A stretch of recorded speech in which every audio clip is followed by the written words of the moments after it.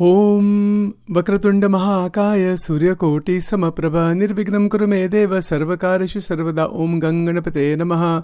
ॐ गुणातीतो अक्षरं ब्रह्म भगवान् पुरुषोत्तमः जनो जानन्निदं सत्यम् उच्यते भवबन्धनात्। ॐ भगवते श्री स्वामिनारायणाय नमः। ॐ श्री हरिकृष्ण महाराजाय नमो नमः। ॐ श्री सद्गुरुभ्यो नमो नमः। ॐ Welcome to Swaminarayan Spirituality.com. This is Sachin Karnik, and welcome to the continuing podcast and audio recordings, which will also be on YouTube, on Garada Pratham number 1 Vachanamrut. And we are continuing from last time on the question of Maya. That is the second question that is asked in this Vachanamrut, where one of the devotees of Shriji Maharaj, householder devotee Govardhan Bhai, has asked this question about what is the roop of Maya. Bhagwan ni Maya kahe che tenu roop su che. We've been looking at this now for past many talks. And again, this is a very extensive discussion. So before we begin today, I'd like to offer my prostrations, Ananta Koti Namaskara, Dandvat Pranam, and Jai Shri Swaminarayan to all devotees, Bhaktas, Mumukshus, Sadhaks, and to the Lord, Parabrahma Paramatma, residing in the heart of every being at all times, in every situation. And with that awesome verse from the Gita, Ishvaraha sarvabhutanam Uruddhe Shreirjuna Tishtati Brahmayan sarvabhutani Yantrarudhani Mayaya. With that smriti of this extraordinary verse from the Srimad Bhagavad Gita, with the blessings of Bhagwan Sri Krishna Paramatma, blessings of Bhagwan Sri Ramchandra Ji, Bhagwan Shankar, all incarnations, Mahashakti, Matru Shakti, Divya Shakti, Prem Shakti, with all of their Divya Smriti, and at the feet of Parabrahma Purushottam Bhagwan Sri Swaminarayan, and all Ekantik saints, the Paramahansas from Maharaj's time till all devotees, bhaktas, sadhus, mumukshus today, please accept my most humble pranam. Jai Shri Swaminarayan, Jai Shri Krishna, Jai Sanatan Dharma. With this bhavana, we are continuing to examine the depth of the answer given by Shriji Maharaj on the question of Maya. The answer is as follows. Let's repeat the question first. It's actually, in fact, it's just one paragraph. I'll just read it here in Gujarati and we'll go through it again carefully. Tyar pachi Hari Bhakta Shet Govardhan Bhaiye Shriji Maharaj Pratte Prashna Puchu Je Jene Bhagwan ni Maya kahe che tenu roop shu che.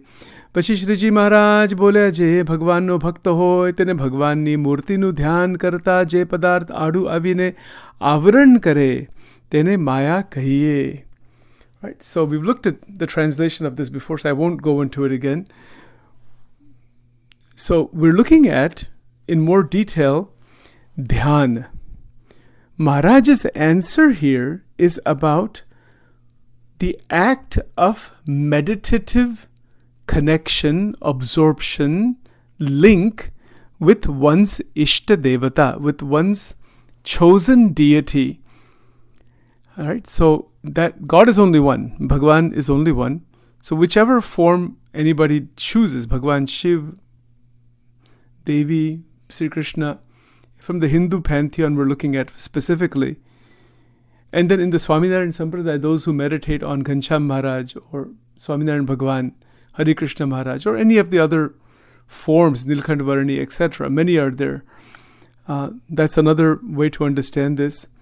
Here, when Shriji Maharaj is using the word Bhagwan, we've talked a little bit about it before, he's referring to the one monotheistic, supreme being with form, which is not male or female, that is Satchidananda, beyond Akshara Brahma. That is what is meant by the word Bhagwan here. Of course, in the Sanskrit language, the word Bhagwan has those six Aishwaryas, So from a more traditional definition of the word Bhagwan in the Sanskrit language that can be translated in this way, or it can actually be described this way, where there is, number one is Bhaga, Bhaga, which means fortune, prosperity, and good fortune. So that is one meaning. So one who possesses 6 opulences is called Bhagwan. So this is like a more generic definition. But Shriji Maharaj is, of course, incorporating these 6 points. But it's not just those 6 points. So I'll explain this a little bit further here, and then we'll get to the question of dhyan further. Just to be clear, point number 1, Bhaga means fortune, prosperity, or good fortune.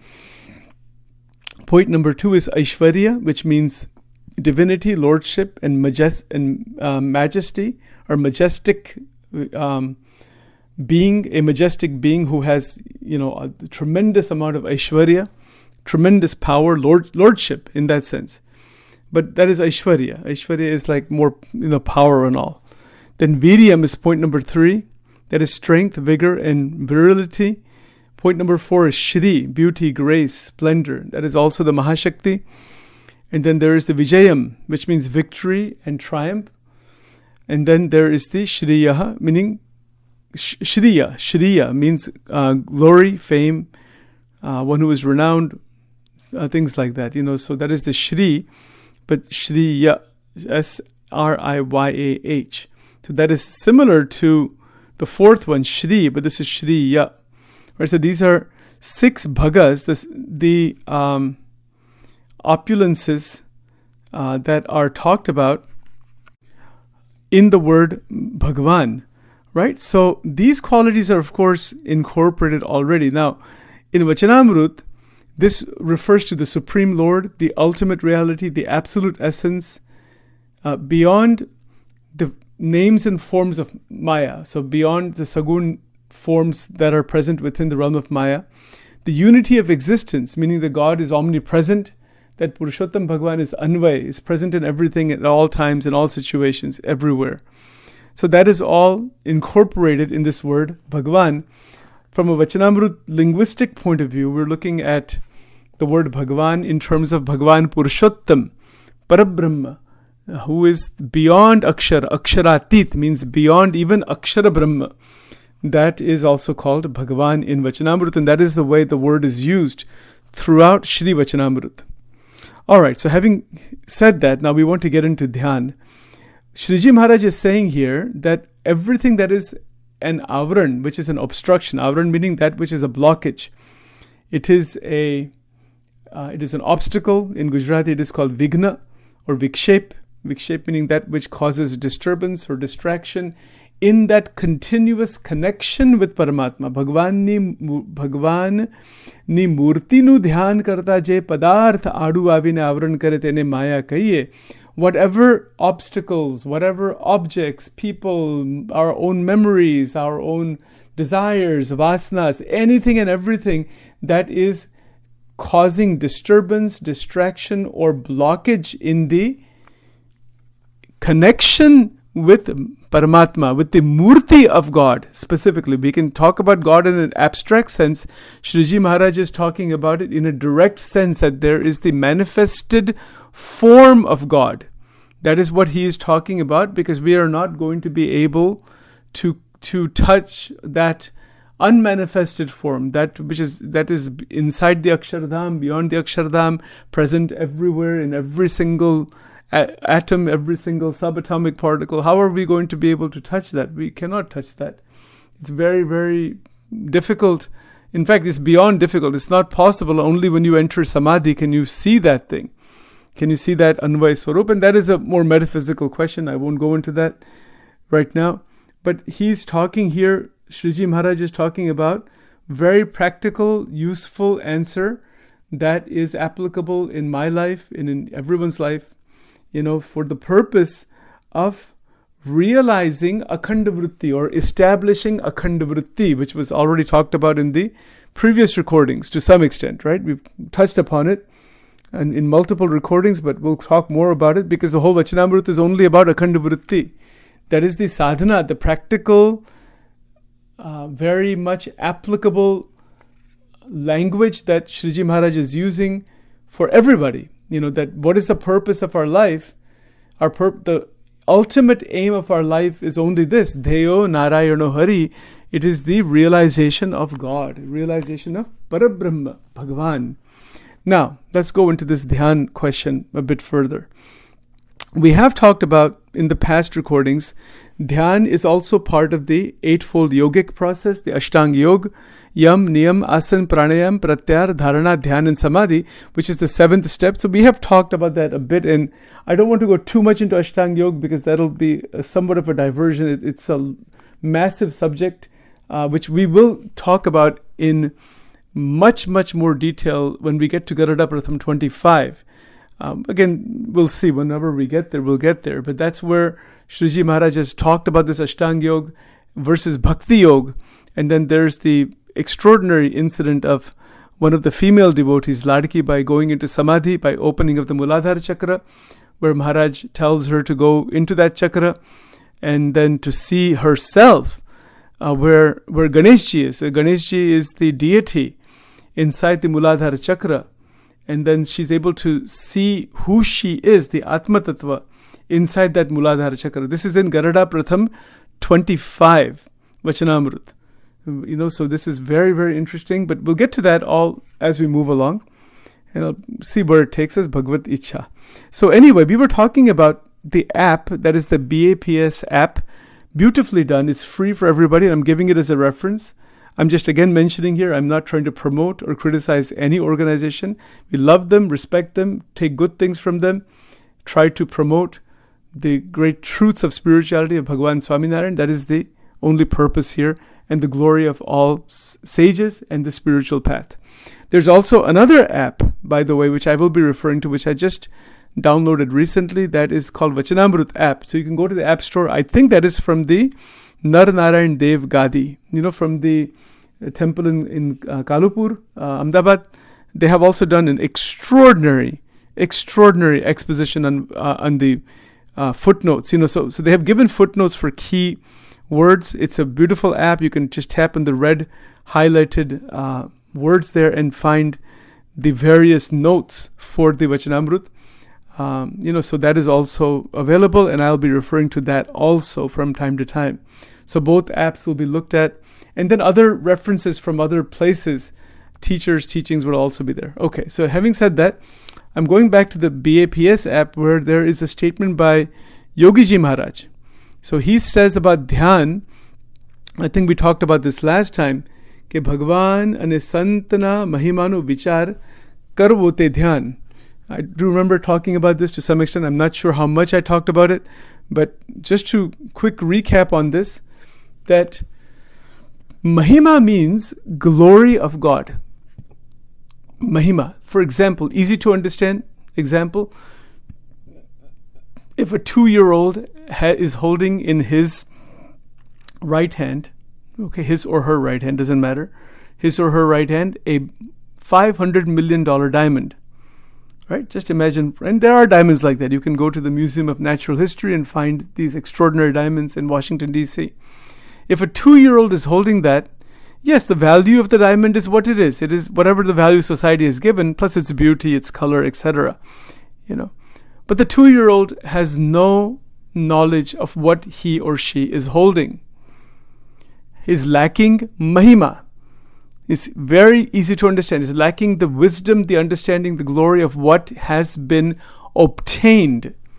And this is where, in Swaminarayan Sampradaya particularly, as I'm focusing on that in these recordings particularly, in Swaminarayan Sampradaya, there is great emphasis from the time of Shriji Maharaj till today on prapti. Prapti means that which is already obtained. It's like the 2-year-old who has $500 million diamond in the right hand, but is not aware of what that is, and would easily exchange it for a piece of chocolate, because the piece of chocolate is giving a direct experience. The $500 million diamond, he licks it, sees it, doesn't have any taste.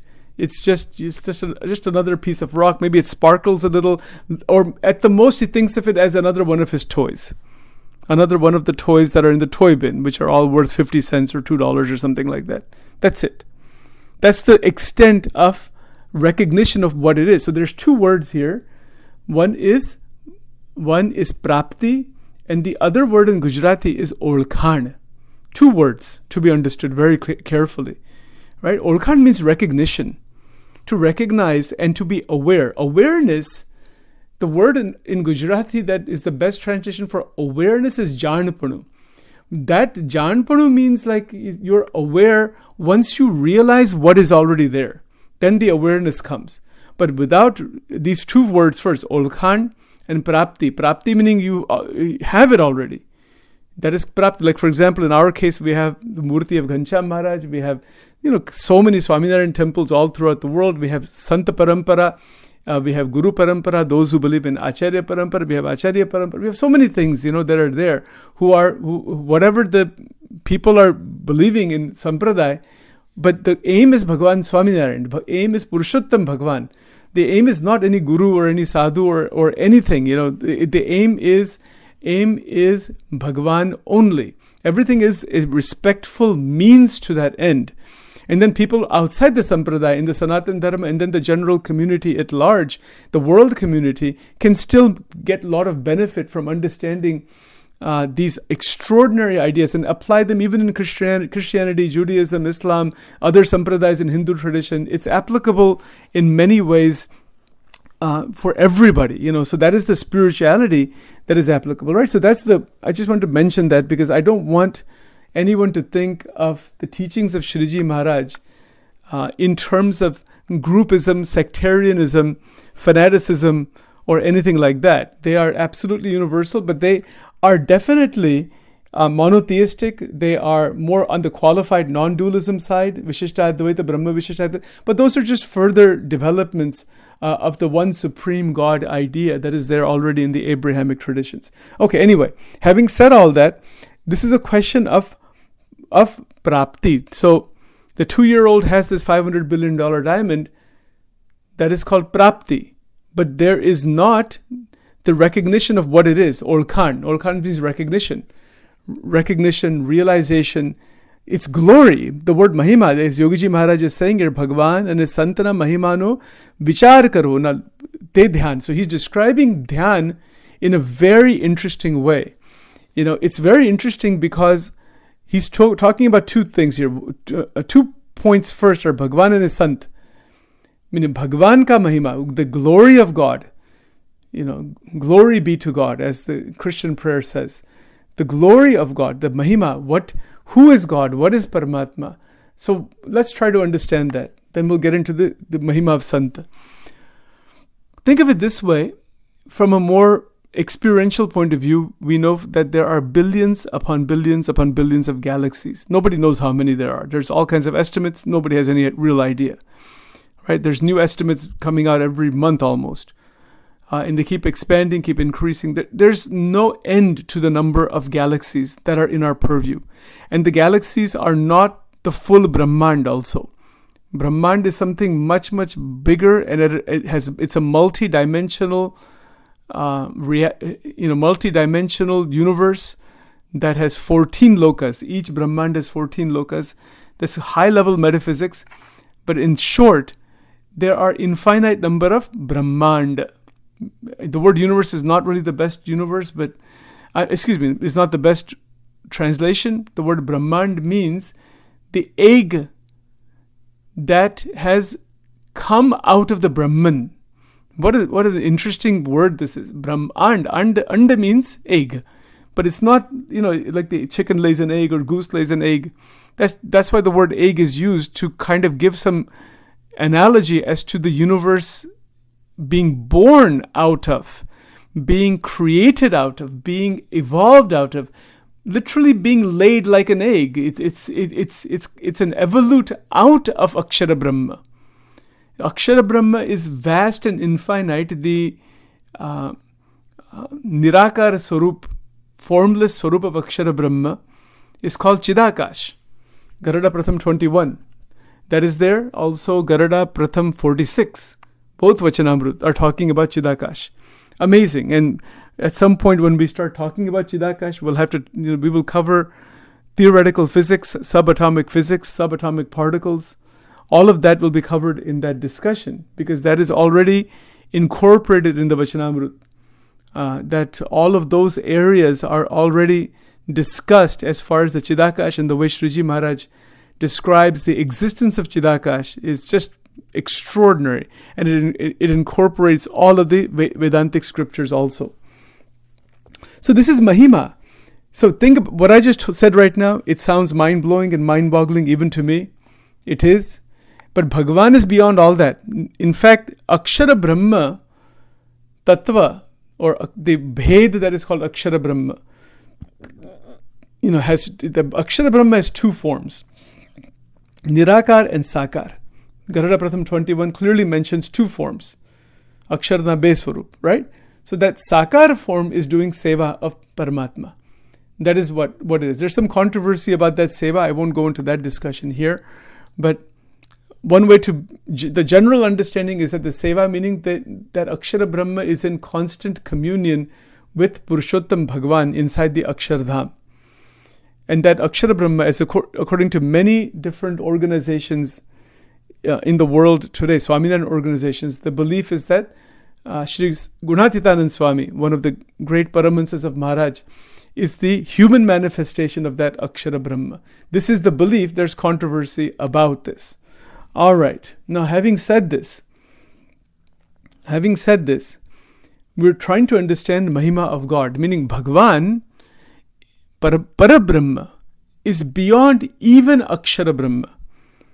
Now, that is a mind-boggling statement. There's no way for our intellect to grasp it. We cannot grasp that idea.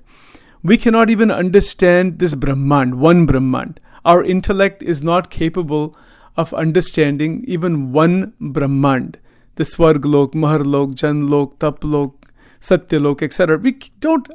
There's no way to even see that. How are you going to understand it? You cannot see it through your senses. The only way to see those lokas is in Samadhi. If you go into Nirvikalpa Samadhi, yes, and by the way, that subject of Samadhi is going to come up in the next question of Muktanand Swami. We're going to cover that in detail, and that's going to be very interesting. So just tune in for that. But just bear with me, because I really want to cover this question of Maya first. So the point is, we cannot see through our senses anything that is beyond our senses that actually exists. The different lokas that exist, different dimensions that exist, how are we going to see them? At the most, we can extend our senses. That's all. We cannot see anything beyond the senses. That's why even in the Vishnu Sahasranam and other stotras, there is the expression Indriyatit. Indriyatit means beyond the realm of the senses. And this is where the interesting point, most relevant point in Swaminarayan Sampradaya and in the teachings of Sriji Maharaj is the great emphasis placed on the manifestation of that Parabrahma in human form. It's like Jesus saying, "You've seen me, you've seen the Father," right? That's a human incarnation. That's a very similar idea in Christianity. In fact, you will find there are many, many overlaps between the many central ideas, many similar ideas between Christianity and the Swaminarayan Sampradaya. There's a lot of similarity. Of course, the difference is in the focus. The focus is not on Jesus inside the Swaminarayan Sampradaya. And the Christians don't focus on any Hindu deities. They focus only on Jesus. That's it. But the notion that there is a human manifestation and the full manifestation of that supreme being, which is transcendental, unknown, cannot be understood by our mind, senses, etc., manifests as in human form, that notion is nearly identical between Christianity and Swaminarayan Sampradaya. That notion is not different at all, in fact. From a tattva point of view, you can compare that, make those comparisons. But the notion itself of human manifestation is the same. So Sriji Maharaj is emphasizing the human manifestation that is present in front of the devotees And he uses the word again and again. You will find it throughout Vachanamrut. He says, Pratyaksha Bhagwan, Pratyaksha Sri Krishna, Pratyaksha Purushottam, Pratyaksha Vasudev, Pratyaksha and Pragat. 2 words are used again and again and again. They are used because he is emphasizing his spirituality. And I want to point this out very carefully. There are couple of things to understand when we use the word Bhagwan. When Yogiji Maharaj is using this word Bhagwan, he is specifically referring to Bhagwan Swaminarayan. That was his Ishta Devata, so he's referring to that form.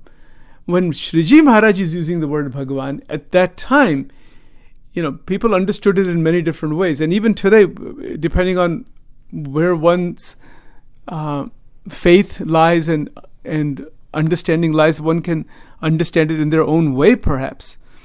So when he's using Pratyaksha and Pragat, he's referring to the manifestation of that divinity in the body that is Sajanand Swami, that is Shriji Maharaj.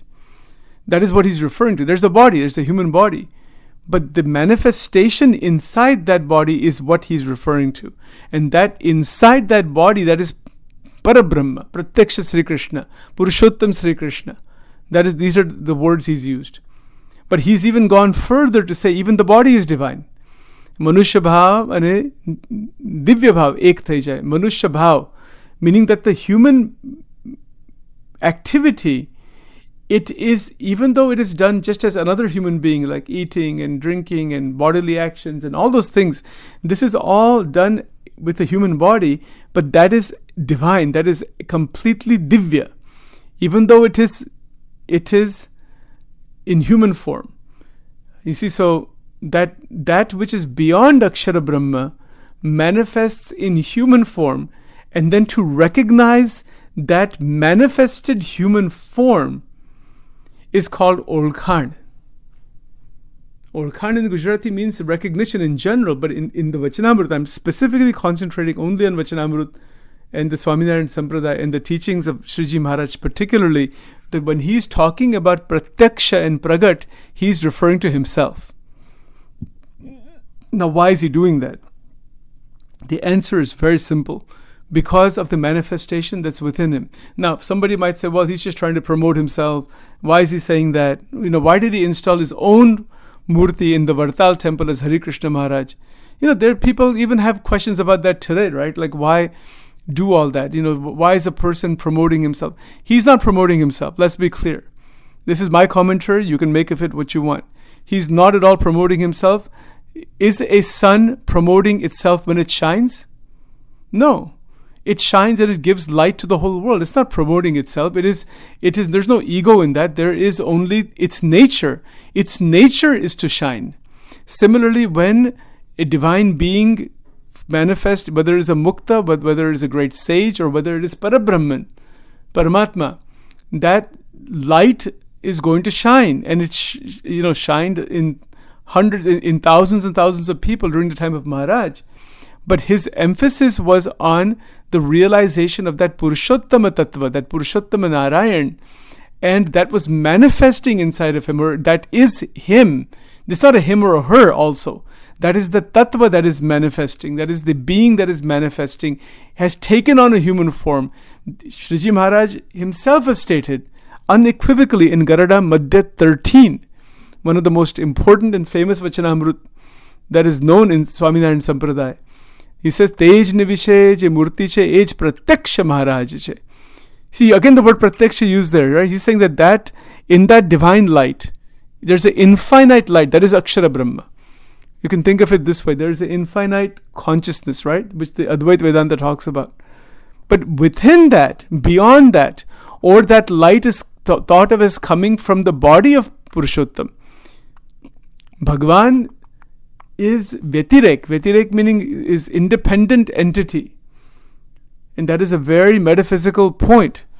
So that entity, that being, is manifesting in human form. And Shriji Maharaj says that that's me. Think about this. Where does he say it? Garada Madhya 13. Now, then the next sentence he says, if you cannot accept this, Because it was difficult. I mean, how can anybody just accept that? Even people sitting in front of him could not everybody could recognize this. Then he said, can you see this truth? To directly see it. If you cannot see it, then Maharaj steps down one level and says, at least accept the fact that Maharaj is seeing that Purushottam Bhagwan. So he steps down to the level of a mukta. And throughout Vachanamrut, you will see most of the writing is done from a level of a sadguru, a mukta, a bhakta. But then these words are in there, pratyaksha and pragat. So that is a referential point to the manifestation that is present there. And that is the power of manifestation. It's like the sun that shines. It's pratyaksha and pragat. It's pratyaksha meaning it's available to see through our eyes. We can see the human form of Maharaj. Those who were with Bhagwan Krishna could see Bhagwan Krishna in the human form. Those who were with Bhagwan Ram can see Bhagwan Ram in human form. Those who are with Jesus can see Jesus in human form, or the saints that came about, or the disciples that came, or the prophets that came, or whatever. Anybody in human form we can see. But the question is, what is it that we are seeing? Even in the Bible it says, those who have seen me have seen the Lord. He's talking about, it's a very similar idea in the Vachanamrut, that the observation, the recognition of the human manifestation from inside, and this is what it all comes down to. It's like that 2-year-old who's got that $500 million diamond, can see it, can touch it, can feel it, doesn't know what it is, doesn't know its beauty, its power, its value, doesn't understand what is $500 million. Right? Similarly, during the time of Shriji Maharaj, there are so many who came in contact with him. And it is stated that some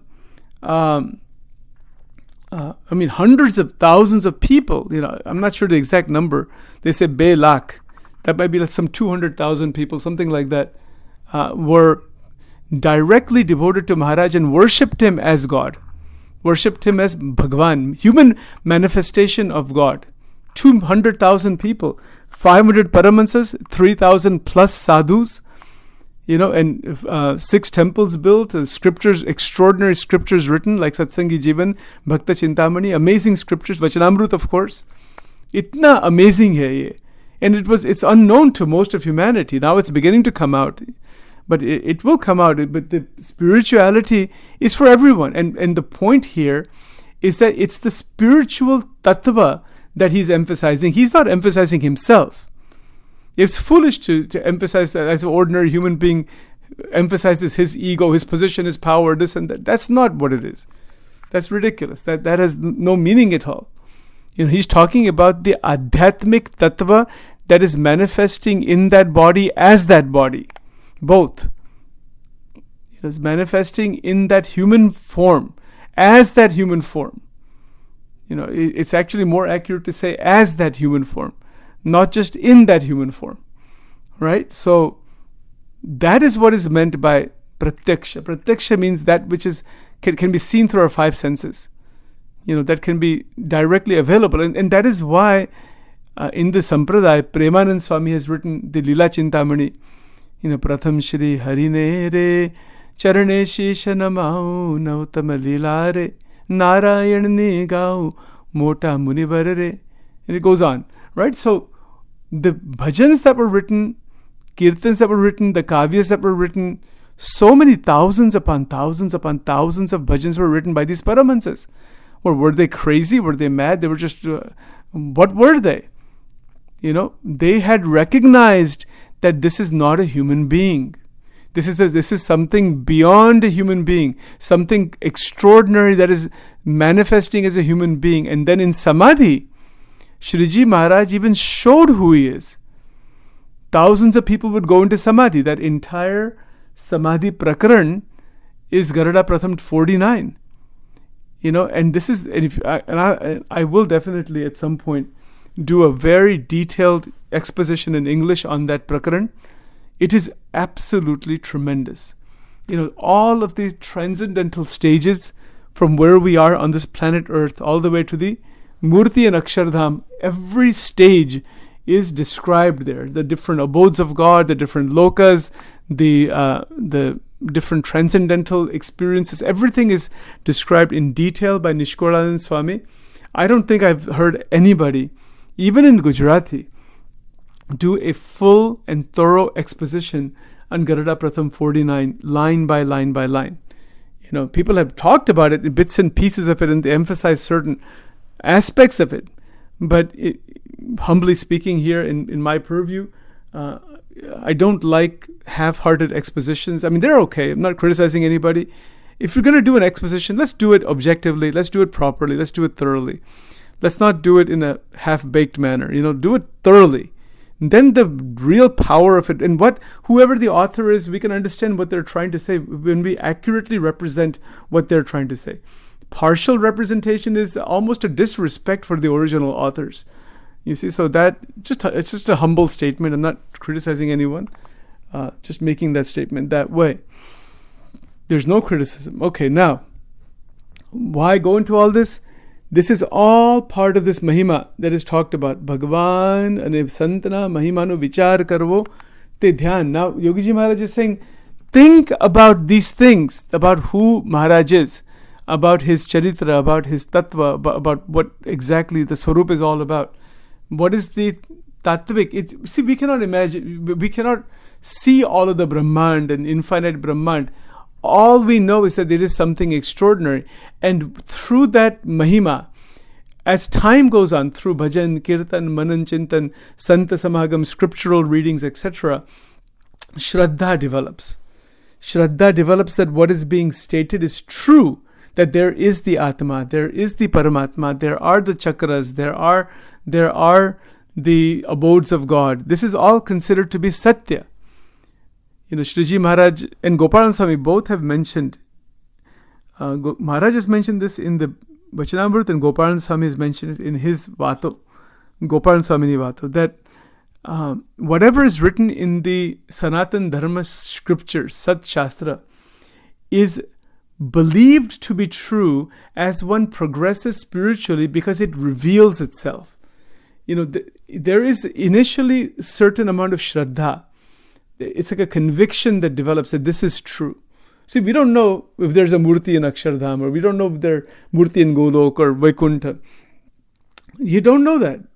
But how are you going to know that or experience it? We have to go through a process of sadhana and devotion. There's a way to realize, right? We have to be able to take a path that has been time-tested and then see if it is true. But it begins with a conviction that others have traveled it, and then there is truth there. So it's a faith and conviction upon which we can travel the path of Ekantik Dharma.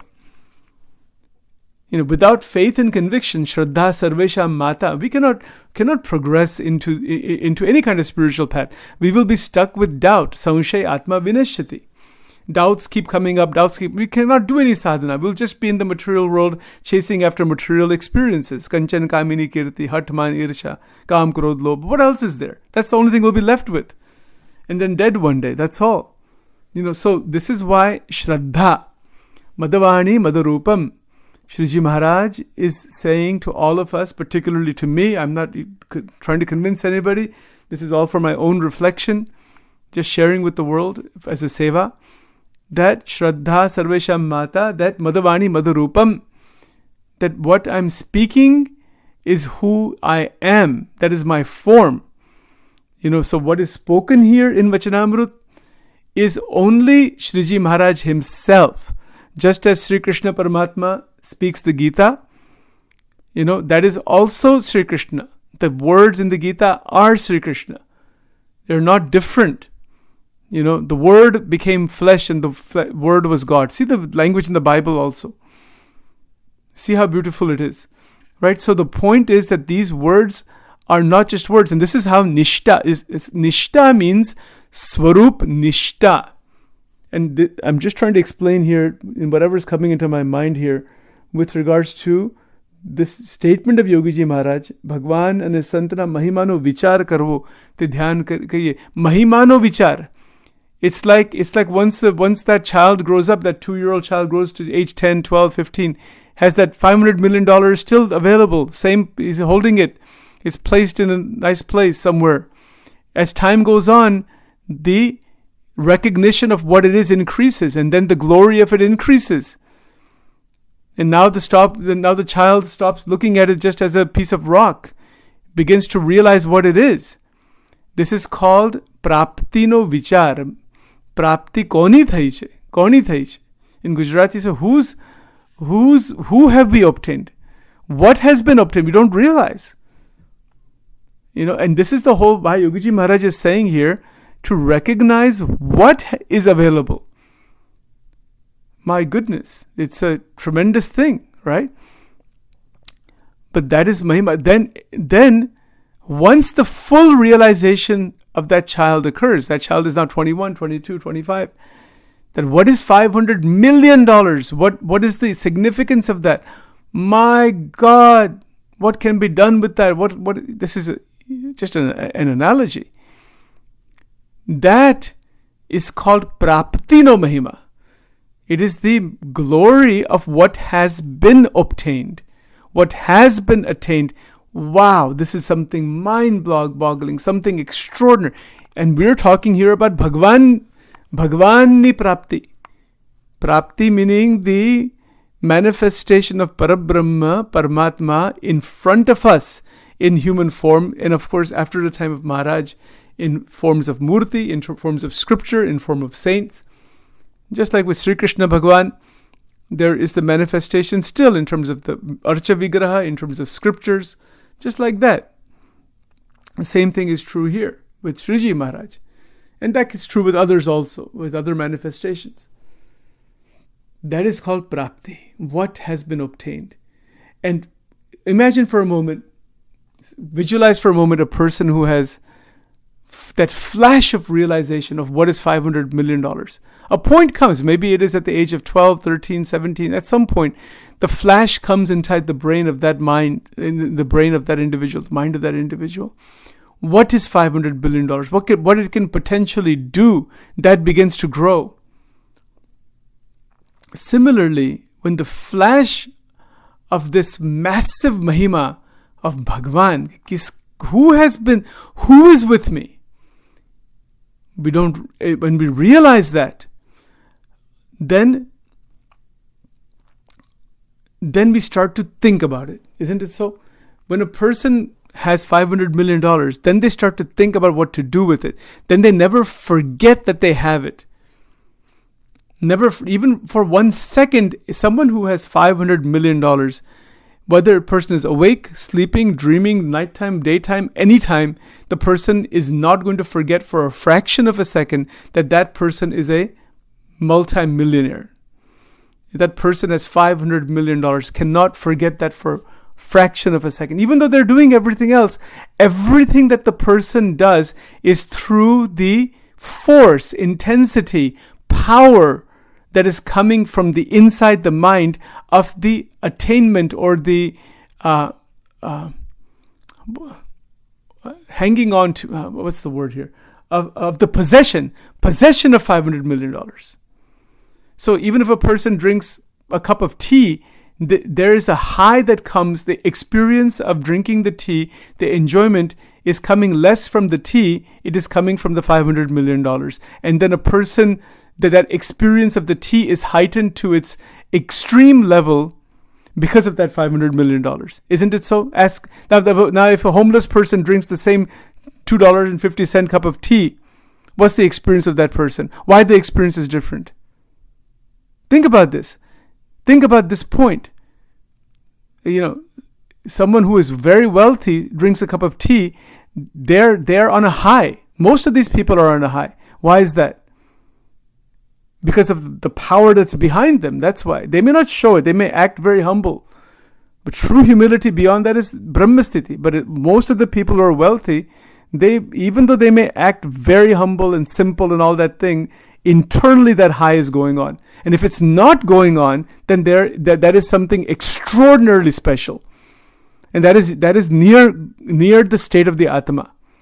Then they're just using that power for seva, for the benefit of the world. And that is something way, way beyond any ordinary human consciousness. Think of it this way, even if a person just has $100 with them in their pocket, they cannot forget for a second that they have that. If they have $1,000, they will not forget. We are so engulfed by material wealth and whatnot, right? Again, this is just an analogy. Okay, so when we need material wealth, it's not like we don't need all that thing. It's there to some extent or another. It's an analogy.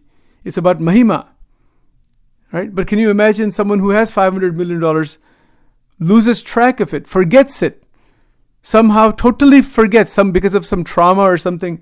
Then they start roaming around in the streets as a homeless person. They actually have the name, their name is, they forget who they are. They forget the fact that they have a bank account. They're lost in the streets somewhere in homeless shelters. Nobody knows who they are. They have no license with them. Actually, everything is there. Their name is there, their license is there, but they have forgotten where it is. They've forgotten their home. It's all in the home somewhere. They have no idea where it is. They're roaming around homeless for years, maybe for the whole life, because of the forgetting of what is already present. This is what's happening in the world today with every human being. We have forgotten what is the glory of the divine, of Paramatma. And when we realize this, of who we are, what we already have, that is most extraordinary. Then all the poverty disappears, right? So similarly, Yogiji Maharaj here is saying, Mahima no vichar, Mahima no vichar. It means that the glory that is there of what has been obtained, who is with us, to think about and to contemplate on, meditate on, what is already available, what has already been obtained. And forgetting that, one starts roaming around aimlessly. One starts roaming around working minimum wage jobs. Right? That is Shudra sadhana. I don't think I've ever used that word before, but that's what that is. It's a poverty-stricken sadhana. Which most people try to do that way. They are in that state of poverty. But when you have Mahima, who is with me? What is with me? You cannot forget God for a second. All those obstructions will disappear completely. There cannot be any obstruction of any kind. There cannot be the forgetting for a moment. Even, when a person has that $500 million and does any activity, all activity is done through the glory of the fact that there's that much financial power available. Then you can do a lot of other things. But now the same person drinks a cup of tea, and what if that $500 million becomes only $100,000? The whole state of mind is changed. The power is gone. The cup of tea doesn't taste the same anymore. You see? This is called Mahima. Prapti no Mahima. It's like that. When we have the glory of Bhagavan and really true recognition of Paramatma, then any situation, any stage of life, as long as we're alive, then that is a level where there is constant ananda. Garuda Pratham 27, Maharaj has described Ekantik Sadhu, living in a very simple place, filled with Dharma Gnan Vairagya Bhakti, having minimal possession, filled with God realization. That is the real thing, Sant ka Mahima. It's not about just chasing wealth and chasing sex and chasing Vishaya Bhog and chasing this. Chasing those things only damages the brain, only damages the mind. That's why Shriji Maharaj said in Vedras also, those who are grahasthas, who are beyond their egoic consciousness, who are very powerful, very wealthy, very, very influential in society, and they are using all of that for the benefit of the world, they are worthy of namaskar, of touching their feet. Even the Paramahansa said, he told the Paramahansas that you recognize their glory. They're very rare. You see, that's very, very rare. It doesn't happen, doesn't come about. People get so much ego of any attainment in life. Itna ahankar aata hai. So much ego comes. And then a person wants position, wants recognition, wants to become head of different, government organizations or whatever it might be, religious organizations even, or some kind of, they want to be recognized, for position, that I'm in this high position. I want the accolades, I want recognition for that position of my accomplishments. This is ahankar. You see, and that ahankar is going to only take one back into the Brahmand and drown one inside the Brahmand and eventually turn one into an insect. I'm not joking about that. That ahankar of money, status, possession, power, it has only one destination. It leads to the insect world. Literally, it leads to the insect world. If the Jivatma becomes an insect eventually, because the ahankar gets so strong and so contracted, the energies get so contracted, the psychological consciousness gets contracted. Bhagwan says, you want that much ahankar? I'll make you a queen bee. Or some insect, queen ant or something. You want ahankar, you want to rule thousands? Here, take 100,000 ants. God only gives us what we want. There's stories like this in the Upanishads. These statements are mentioned in Vedas and in Dharmamrut. So we have to be very cautious about our ego. Where the heck is our ego going? And that's why Yogiji Maharaj is saying, Mahima no vichar, Bhagwan no Mahima, think of the glory of God. We are only humble servant at the feet of God. That's it. We're nothing. Doesn't matter what we have, what we don't have. Anything we have and anything we don't have is given by Paramatma for seva. Seva muktischa gamyatam. It is not given for ahankar and ego and hurting each other and dominating one another. If we start doing that, there's only one destination, that is the ant world. Makad chakad na deha, written clearly in the Dharmamrut. I can show you the references. Believe it or not, aapki ichha. Believe it or not. Shriji Maharaj is saying, pratyaksha dekhi ne baat kari. He said, Maharaj, I'm seeing all this thing. He can see, he's saying that I'm seeing all this metaphysical phenomena. And if you don't accept what I'm telling you, this is what's going to happen. We only get what we're wanting based on our vasanas. If we have asad vasana, it will take us to those kinds of bodies. The question here in this life is about what type of body is to be obtained after we leave this body. Do we want to come back as another human being, or as a dog, as an animal, as a bug, as a tree, or as what?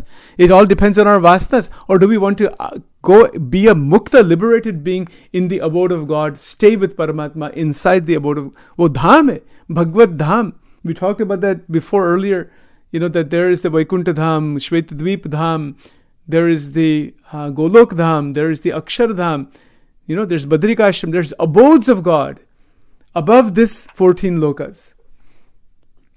And that is the destination of devotees and liberated beings. But those who are interested in this ego-driven activity, they may be very successful in the world. You can get to some extent some experiences, of lot of intense experiences in the world. And if we keep chasing them and we're not humble, and you don't use that position, power, money, wealth, status, fame, name, this, that, if we don't use it for seva, for the benefit of the world, there is only one destination, and that is ant body. There's no other destination. It's the bugs, the world of the bugs. Ants and bugs and makad and chakad and all this thing that is there. Is that what we want? We have to ask ourselves this question. From human body, if a person has lot of these negative vasanas are intense, ahankar is intense, kam vasana is intense, lobh is intense, anger is intense, greed is intense, and one is attached to lots and lots of wealth and is stingy, cannot give anybody anything, cannot make $1 of donation. Aise jo sab log hai, the next destination is ant world, bugs world. That's your next body. Congratulations. This is why Yogiji Maharaj is saying, Bhagwan and Santana Mahimano Vichar Karvo Te Dhyan. That Te Dhyan, that is Dhyan. That is Dhyan. Meditate on God and the Mahima of Paramatma. And let go of this terrible ego. Otherwise, it will lead to some horrific situations, which would take God knows how long to get out of. You cannot get out of it that easy. It will, who knows when anybody gets out of that. You see, so Mahima of Paramatma, and by doing so, with this human body we have, this is also a bubble. This is a material process. It will go. Body is not who we are. That's come out of the genetics and all that. That's not who we are. Garuda Pratham 19 talks extensively. We'll cover that also, genetics and all that at some point. That's not who we are.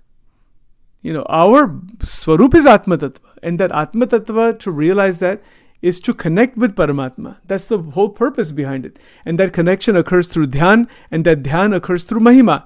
Recognition of the recognition of what is there, and then you start using the mental ability. Vichar means mental ability of the Antakarana to link with God through the glory of God. To link with Bhagwan in the glory of through glory. So then our vritti, our mind, naturally remains in connection with Paramatma through 9 forms of devotion. And then leading to the 10th Prem Lakshana Bhakti, leading to that. So that there is no forgetting of Paramatma. And then Dharma, Jnana, Vairagya and Bhakti all come together. We live in the world. We recognize that the world is made out of the 3 gunas, that people are running constantly out of fear and pleasure and this and that, and they die. That is called Jagatna Jeev. The demarcation between Jagatna Jeev and Bhagwan Ke Bhakta is very clear. That's a clear demarcation in Vachanamrut, Shikshapatri, etc. 2 different paths leading to 2 different destinations. And that's the next question, in fact. That is the next question of Muktanand Swami, which we will talk about in subsequent recordings. We have still ways to go to really unravel this question of Maya, and particularly the points that are made in these apps. I want to cover them. They're very well written. Some of my own reflections on this. Hopefully you will reflect. If anybody has any comments, questions, anything you want to say about this, please send me an email, sachinkarnik@yahoo.com. You can contact me or send me a text message at 302-268-4480. May God bless you. Sajanand Swami Maharaj ki jai. Swaminarayan Bhagwan ki jai. Sadguru Deva ki jai. I'll just do a closing mantra. Om Brahmanandam Paramasukadam Kevalam Jnanamurtim Dvandatitam Gagana Sadrusham Tattvamasya Laksham Ekam Nityam Vimalavachanam Sarvadi Sakshi Bhutam Bhavatitam Trigunarahitam Sadgurum Tam Namami. Om Shri Sadgurubhyo Namaha. Thank you.